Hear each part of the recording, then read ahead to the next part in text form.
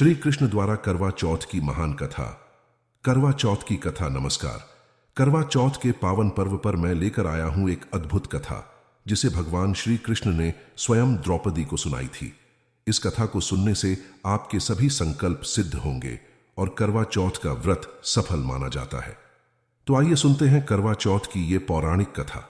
द्रौपदी की चिंता। एक बार महाभारत के समय जब पांडव वनवास में थे तब द्रौपदी बहुत चिंतित थीं।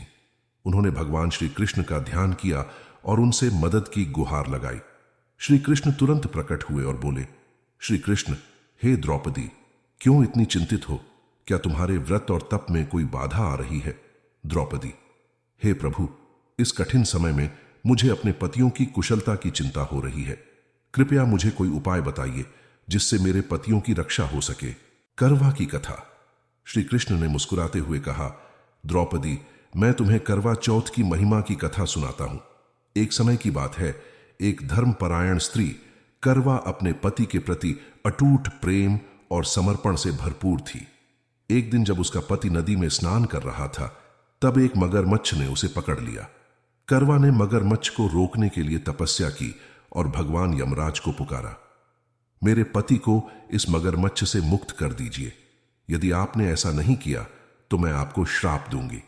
करवा के प्रेम और तपस्या से प्रभावित होकर यमराज ने उसके पति को जीवन दान दिया और मगरमच्छ को दंड दिया। इस प्रकार करवा ने अपने पति की रक्षा की और यमराज से विजय प्राप्त की।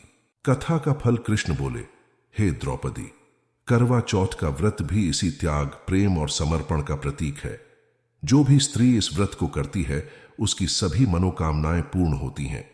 उसकी पति की रक्षा होती है और उसके सौभाग्य में वृद्धि होती है।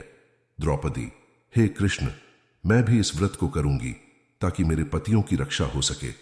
तो दोस्तों, यही है करवा चौथ की वह पावन कथा जिसे श्री कृष्ण ने स्वयं द्रौपदी को सुनाया था।